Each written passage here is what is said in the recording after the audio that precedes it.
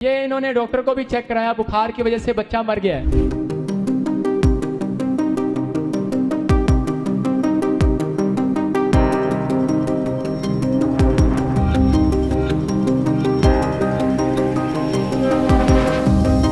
हाँ जी, ताड़ी बजाएंगे हालेलुया। लेकिन आप देखो छोटे बच्चे की आंख में आंसू है कि नहीं बेटे? बेटे क्या नहीं, मैं तेरी बहन पहले नहीं बोलती थी? नहीं बोलती थी।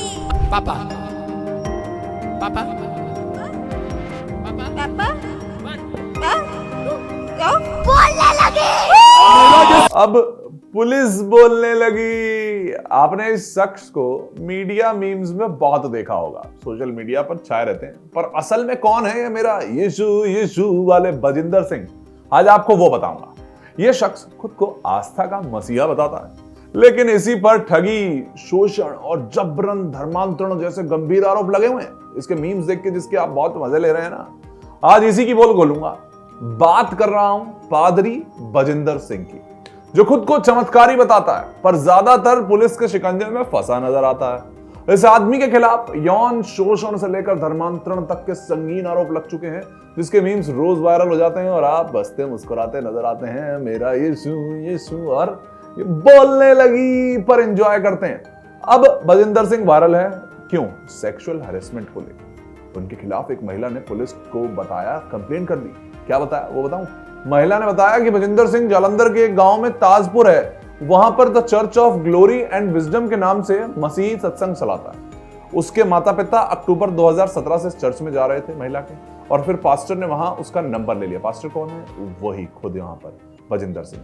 यहां पर ये पास्टर ने वहां उनका फोन नंबर ले लिया। उसके बाद से फोन पर अजीब अजीब से मैसेज भेजने लगा, जो कि पर्याप्त रूप से देखिए आप देखें तो सही नहीं थे। महिला ने आगे बताया कि 2022 में उसी पास्टर ने, यानी कि इसी व्यक्ति ने, उसे रविवार को चर्च के केबिन में अकेले बैठाने की बात करता है और उसे अकेले बैठा भी लेता है, तो वहां उसे गलत तरीके से छूता है।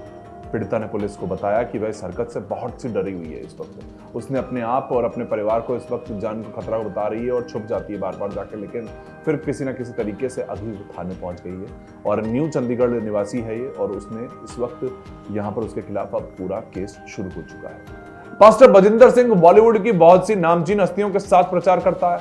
उसके कार्यक्रमों में अक्सर बॉलीवुड सितारे शामिल होते हैं, पर आखिर कौन है बजिंदर सिंह और उनका आध्यात्मिक साम्राज्य किस तरह फैल रहा है भाई, ये तो बताए कोई। तो सुनिए, बजिंदर सिंह पंजाब के लुधियाना से ताल्लुक रखते हैं और खुद को एक चमत्कारी प्रचारक बताते हैं। दावा है उनका कि उनकी प्रार्थनाओं से लाइलाज बीमारियां भी ठीक हो सकती हैं। अभी मीम में ही देख लीजिए तो नजर आ रहा है। ये इन्होंने डॉक्टर को भी चेक कराया, बुखार की वजह से बच्चा मर गया है। सब आंख बंद करें, हाथ बढ़ाएं, किसी के बच्चे की जान वापस आ जाए। कितने लोग खुश हैं?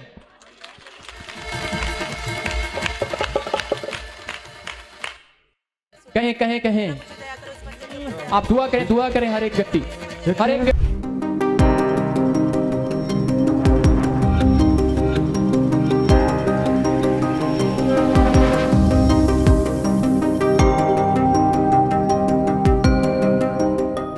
हाँ जी, ताड़ी बजाएंगे हालेलुया। लेकिन आप देखो छोटे बच्चे की आंख में आंसू है कि नहीं बेटे? बेटे क्या नहीं, मैं तेरी बहन पहले नहीं बोलती थी? नहीं बोलती थी। पापा पापा पापा पापा वन बोलने लगी। बहन चंगी होगी है, तारीफ करो जोर से यीशु मसीह की। नाच के दिखा दे यीशु मसीह के लिए, नाच के दिखा जोर से यीशु मसीह के लिए। मेरा यीशु यीशु मेरा यीशु यीशु। देखिए, ये पंजाब और हरियाणा से लेकर विदेशों तक उनके चर्च हैं, जहां लाखों लोग उनसे आशीर्वाद लेने आते हैं, और जैसा मैंने आपको वीडियो दिखाया, और इसी तरीके की चीजें हर एक जगह पर करते हैं। लेकिन ये सच्ची भक्ति है या फिर लोगों की भावनाओं से खेलकर एक बड़ा धंधा खड़ा कर लिया है इन भाई साहब ने? ये तो आप खुद भी सोच सकते हो कि अब धर्म के नाम पर कितना कुछ तो चल रहा है। पागल ही बना रहे होंगे शायद, ये आपके ऊपर है। मैं कोई इस वक्त कुछ भी सिद्ध नहीं कर रहा। बजिंदर सिंह की मॉडस ऑपरेंडी क्या है, जो अब तक समझ आई वो बताता हूं। अब सवाल उठता है कि आखिर बजिंदर सिंह, उनके जैसे लोग काम कैसे कर रहे हैं जिनको धर्म के नाम पर? तो देखिए वो समझाता हूं। ये सबसे पहले क्या करते हैं? चमत्कारों का दावा, बीमारियों को ठीक करने का, बेरोजगारों को नौकरी दिलाने का, गरीबी से छुटकारा दिलाने का, यानी जिस चीज पे आप परेशान हैं उसी को दूर करने का ये दावा करते हैं। और ढूंढते किस तरह के लोगों को हैं? पीड़ित और कमजोर लोगों को निशाना बनाते हैं। ज्यादातर गरीब, दलित और आर्थिक रूप से कमजोर लोगों को टारगेट कर लेते हैं। डर और लालच देते हैं। कहा जाता है कि अगर उन्हें चर्च नहीं ज्वाइन किया तो उनकी जिंदगी बर्बाद हो जाएगी या फिर कोई अनहोनी हो जाएगी। डरा भी दिया, लालच भी दे दिया। बड़े आयोजनों से भीड़ जुटा लेते हैं। हजारों लोगों को इकट्ठा करके चमत्कारी इलाज का दावा कर देते हैं, जो वीडियो में हमने देखा था। पैसों की उगाही का भी इनका काम है। भक्तों से दान, चढ़ावा, डोनेशन के नाम पर पैसे ले लेते हैं, जिसका कोई हिसाब ही नहीं होता।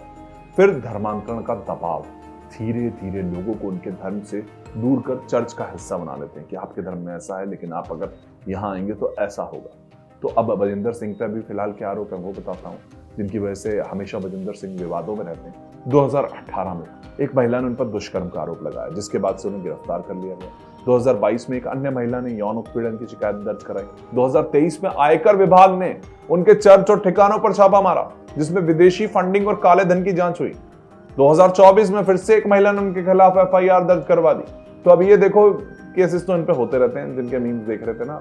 इतना ही नहीं, कई राज्यों में उन पर जबरन धर्मांतरण कराने के भी आरोप लगे हैं, जिनमें पंजाब, छत्तीसगढ़, झारखंड, उत्तर प्रदेश, तमिलनाडु भी हैं।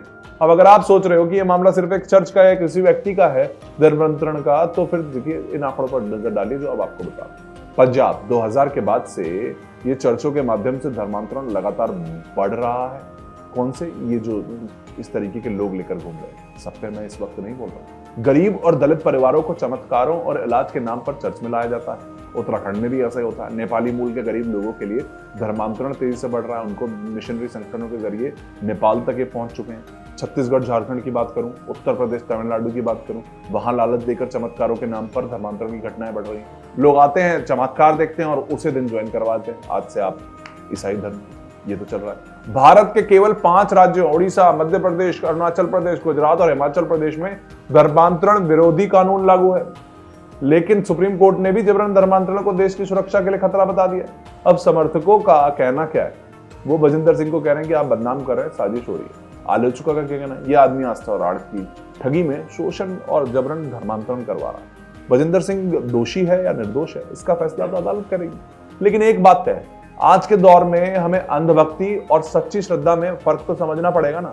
ध्यान देने वाली बात यह है कि धर्मांतरण सिर्फ धार्मिक मुद्दा नहीं है, बल्कि एक सामाजिक और कानूनी चुनौती भी बन चुका है। सुप्रीम कोर्ट ने भी इसे देश की सुरक्षा के लिए खतरा माना था। तो अब सवाल क्या उठा? क्या ये एक गहरी साजिश है जो बहुत से लोग मिलकर कर रहे हैं, या फिर हम अभी भी किसी अंधी श्रद्धा में बहकर अपने समाज को बदलता हुआ देख रहे हैं? आप इस मामले को कैसे देखते हैं? हमें कमेंट में अपनी राय जरूर दें और चैनल जरूर सब्सक्राइब कर लिएगा, क्योंकि अभी ऐसे और भी ना जो पोल खोलने वाले वीडियोस हैं वो आपके लिए लाता रहूंगा।